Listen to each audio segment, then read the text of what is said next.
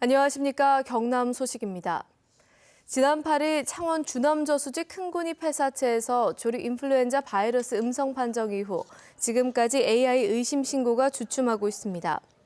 경상남도는 주남저수지 AI 바이러스 음성 판정 이후 지금까지 AI 의심 신고가 접수된 것이 없다고 밝혔습니다. 또 지난 6일 창녕 우포늪 야생조류에서 고병원성 AI 확진 판진 이후 반경 10km 일대 닭과 오리에 대한 혈청 검사와 예찰을 강화하고 있지만 AI 추가 발생은 없습니다. 신도시마다 학교 부족에 따른 과밀학급 문제로 몸살을 앓고 있는데요. 새 학교는 기존 학교가 통폐합돼야 신설되기 때문에 해결책이 쉽게 나오고 있지 않습니다. 김준원 기자의 보도입니다. 대규모 아파트 단지가 펼쳐진 김해 장유 신도시.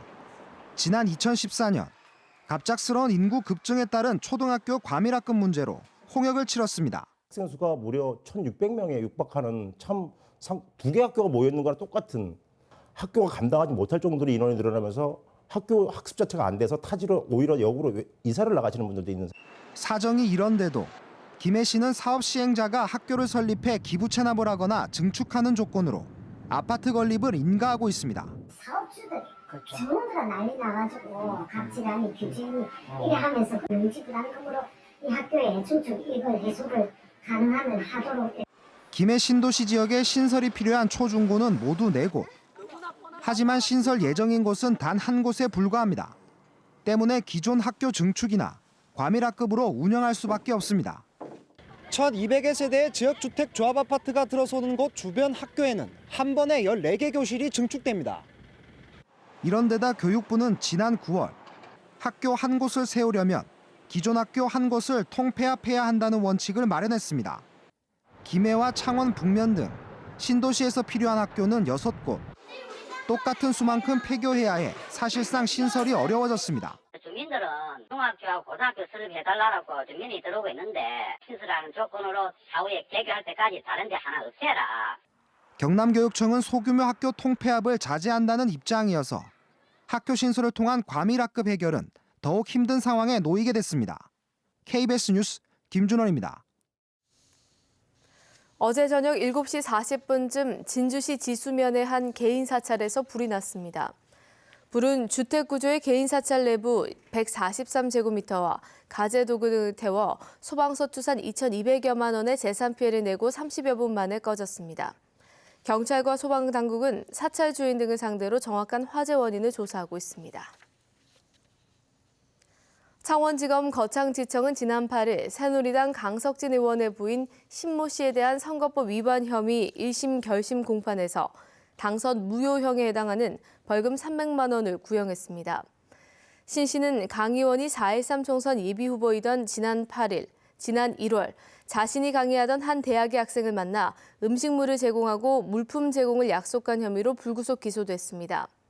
공직선거법상 당선인 배우자는 벌금 300만 원 이상의 형이 확정되면 당선 무효가 됩니다.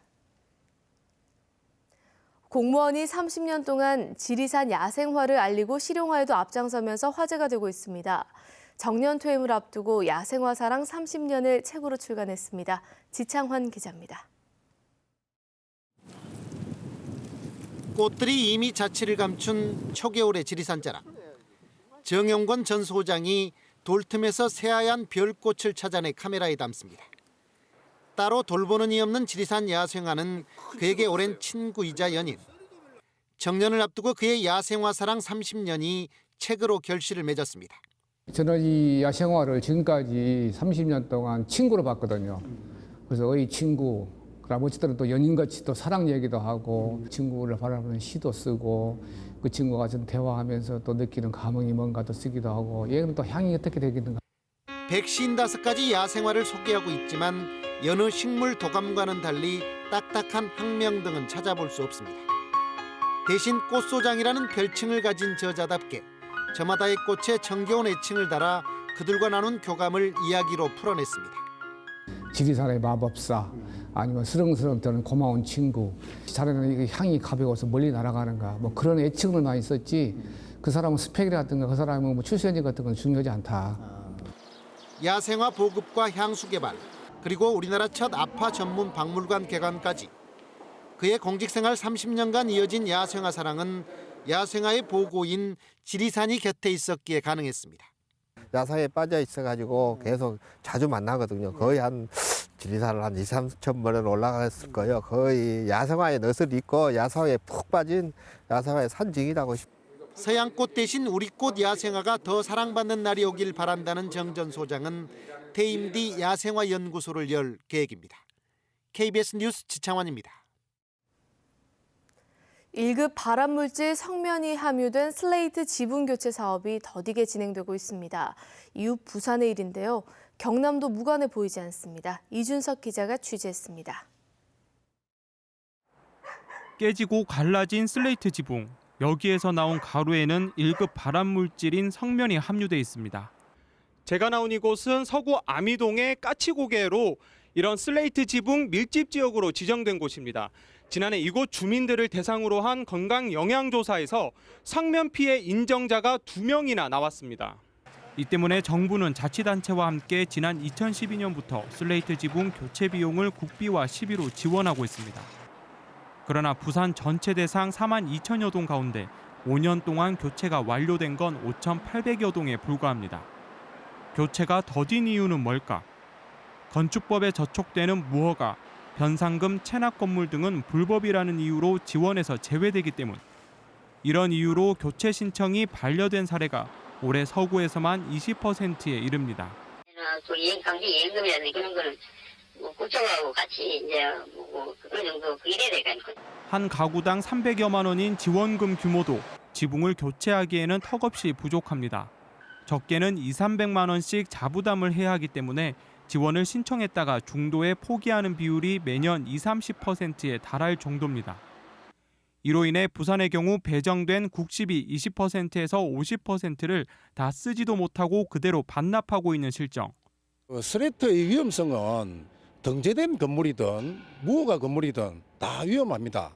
이것을 예산 확보해서 국가 대개조 차원에서 이것을 바꿔 나가야 된다고 생각합니다.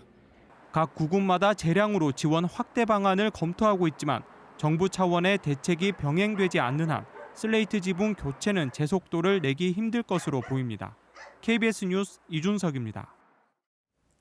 경상남도와 자매 지역인 일본 야마구치에서 보내온 한일 교환 뉴스입니다. 본격적인 겨울을 앞두고 도로 제설 작업 참관 행사와 시모노세키 지역 특산물인 황돔 요리 교실이 열렸다는 소식 등을 이재성 아나운서가 전해드립니다.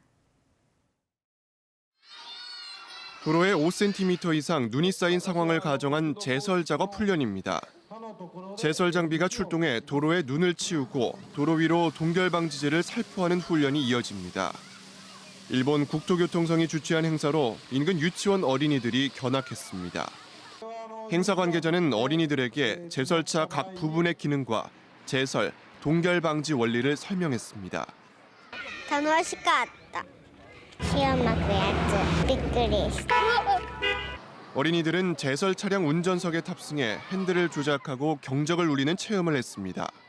これから冬場になるので、いわゆる冬用タイヤですね。それを装着していただくようにお父さんとかお母さんに伝えていただければ。 시모노세키시에서 황돔 요리 교실이 열렸습니다. 참가자들은 황돔 요리를 위해 먼저 비늘을 제거했습니다. 황돔은 일반 돔에 비해 단맛이 강하고 가격도 저렴하지만 뼈와 비늘이 커서 요리하기가 쉽지 않습니다. 손질된 황돔은 먹기 좋은 크기로 잘라 밀가루를 묻혀 구워냅니다. 이후 당근과 양파 등 채소를 추가해 요리를 완성했습니다. 완성된 요리는 참가자들이 함께 시식했고 남은 재료는 국으로 만들었습니다. 美味しかった。これ、レンコダイを下関だったら使ってしないと宣伝のために。 시모노세키시는 황돔의 주산지로 앞바다에서 연간 800여 톤의 황돔이 잡히고 있습니다. KBS 뉴스 이재성입니다.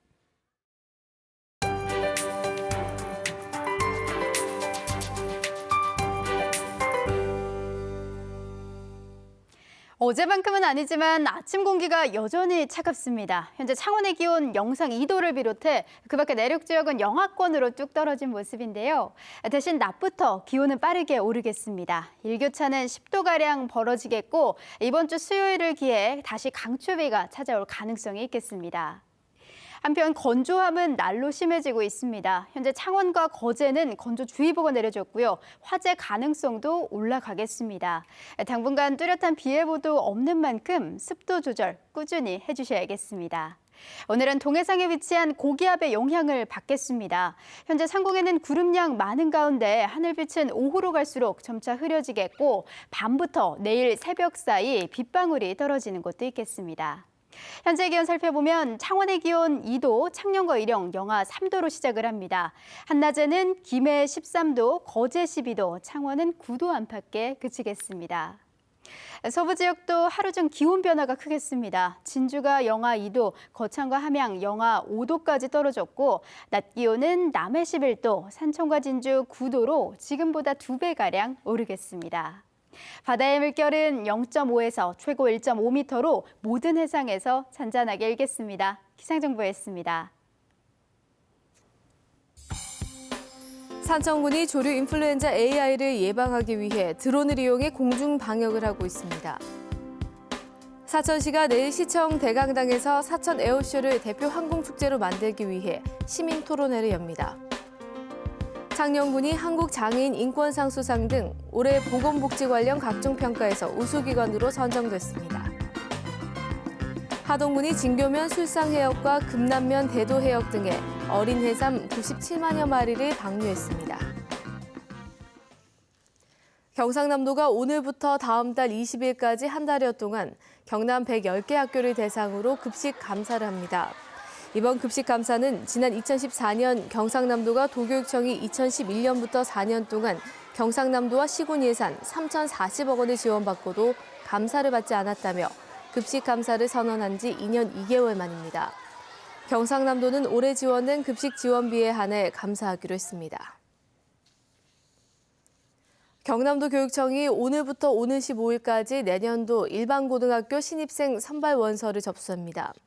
창원과 진주, 김해 등 경남 4개 학군 고등학교 55곳에서 13,000여 명을 모집하는 평준화 지역은 각 학군별 교육지원청에서 원서를 받습니다. 또 경남 지역 고등학교 94곳에서 16,000여 명을 뽑는 비평준화 지역은 각 해당 학교에서 원서를 접수합니다. KBS 뉴스를 마칩니다. 고맙습니다.